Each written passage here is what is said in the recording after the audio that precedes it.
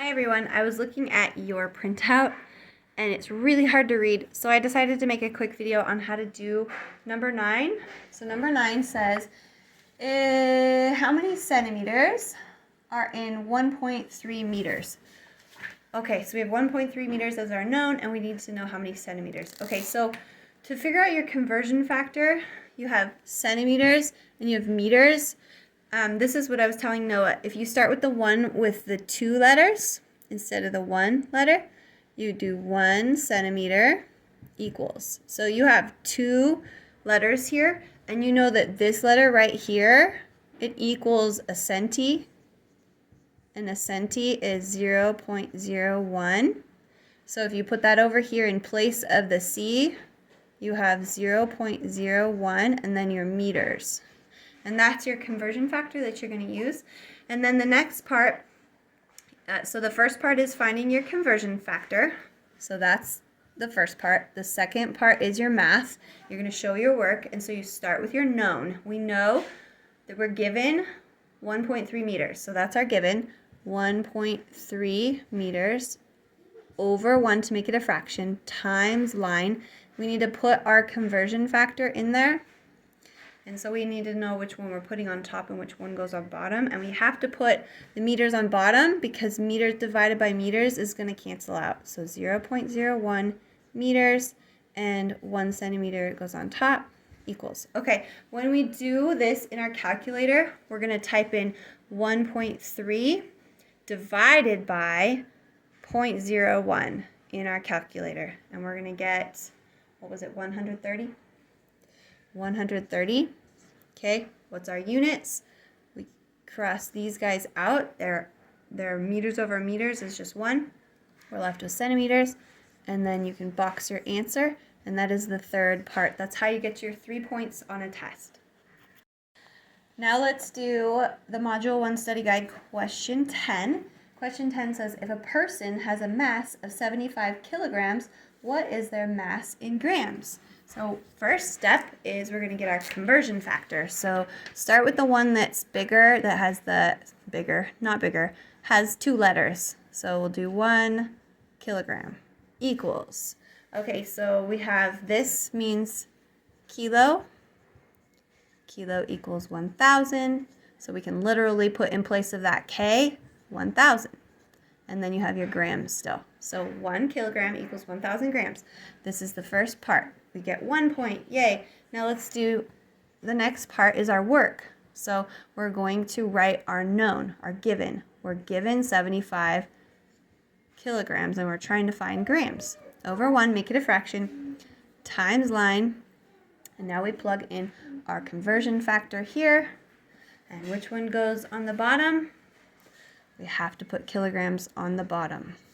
And we have to put grams on the top. And this one is much easier to put in your calculator because it's just 75 times 1,000 in your calculator, which is what? Let's see if I can get it right. 75,000.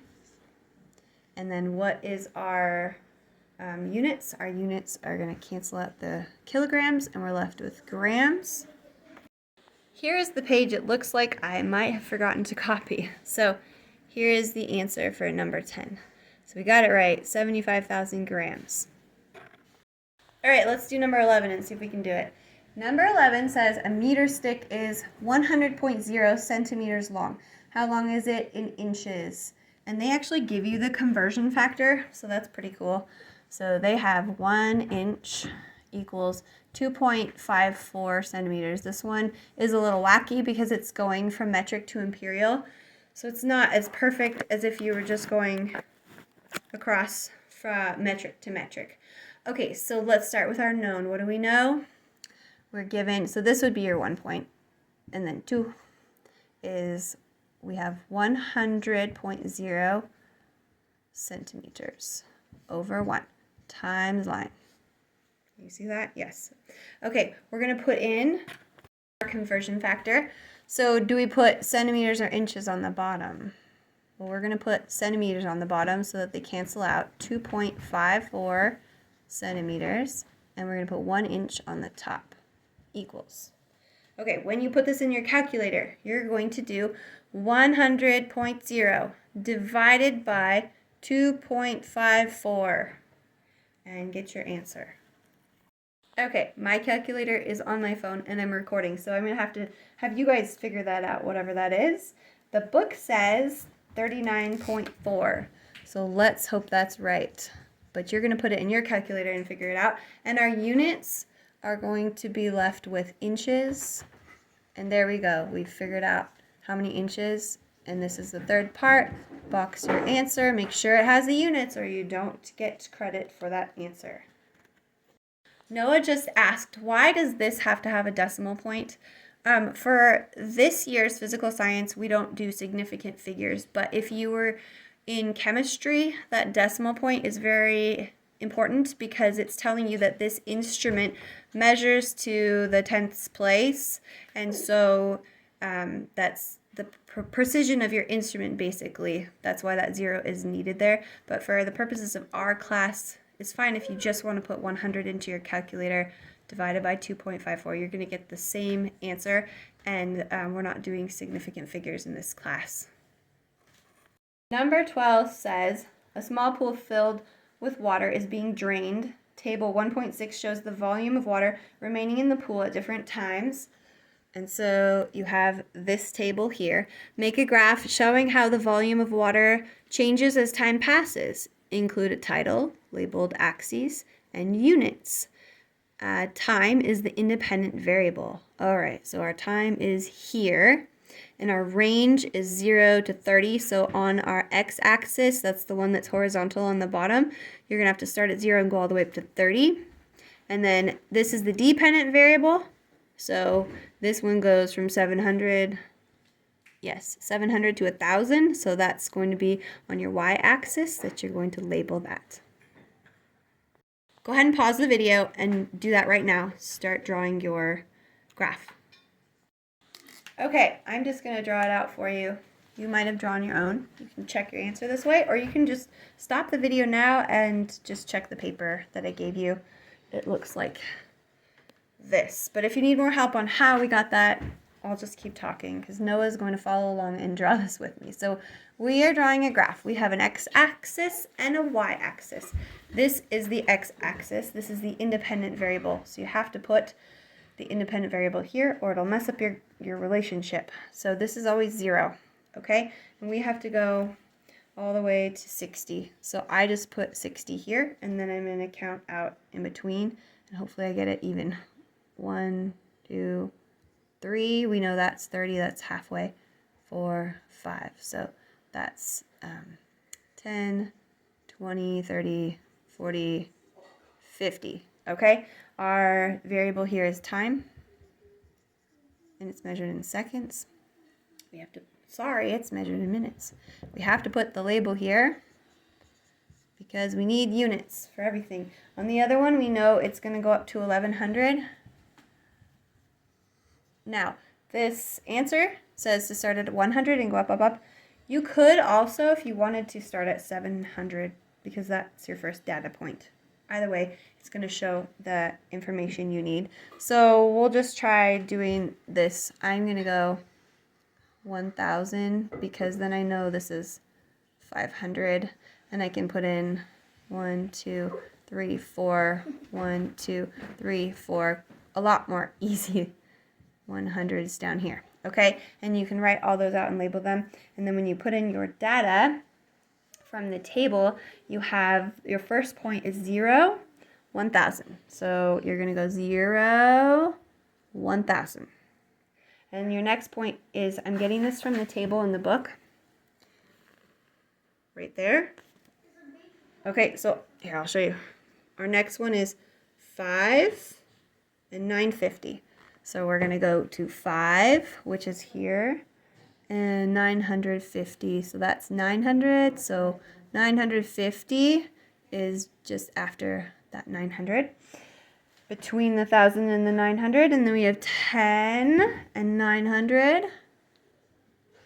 And then we have 15 and 850. So 15's here. And 800 is here.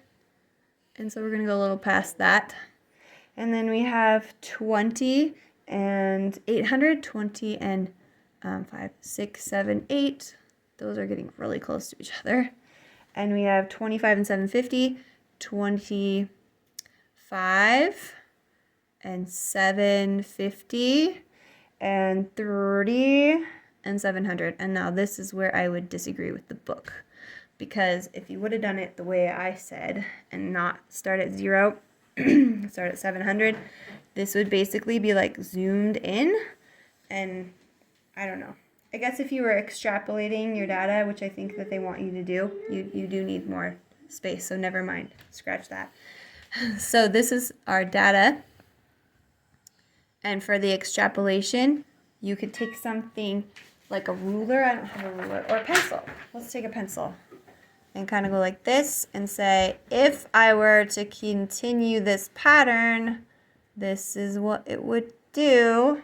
And this is our extrapolated data right there. Now we're going to go back to the book, and it says make a graph showing how the volume of water changes as time passes. Include a title. Uh-oh, I don't have a title. So I need to put volume over time, or whatever you want to make it. Just, it has to make sense, right? And really that would be not in the middle of my graph there, but it would be up higher to look nicer. I'm just trying to fit it on the video. Title, labeled axes. Uh-oh, I did not label my y-axis over here, and so I need to label that. So in my big fat marker, you'll be using a pencil. I wrote volume of water in pool, and then I put liters there, the capital L. Okay, labeled my axes, and I have units. Yes, I have liters and minutes. What type of relationship between the independent and dependent variable does your graph show? Now, if you look at it, we're climbing down the mountain, so that's an indirect relationship or an inverse relationship. And then predict how long it will take for half the water to drain out. How long will it take to drain the pool? So we can predict that by our extrapolation. Okay, so half of the water is 500 liters. And if I have drawn my graph well, this is where you are testing it. You'd be able to go across here. And I did not, because the answer is not 40. The answer in the book is 50. So really my line should be going like this. And you can see that we extrapolated that point. We kind of guessed what it would be. So the second part is how long will it take to drain the pool? If half the water, 500 liters, is left in the pool after 50 minutes, then we can extrapolate that it will take double that to drain the pool because it's 1,000 liters. And I'm pressed on time, so I don't want to re-record this video, but I can see my mistake right here is that I totally read that wrong. There is no 1,100. It's just starting at 1,000. So this data point is right here, which doesn't really affect a whole lot, except for this question when you're realizing that it started at 1,000. But anyway, to drain the whole pool, to drain half is 50 minutes. So to drain the whole pool, it would be 50 minutes times 2, which is 100 minutes. So it would take about an hour, 40 minutes. Okay, I hope that made sense and I didn't confuse you. Good luck.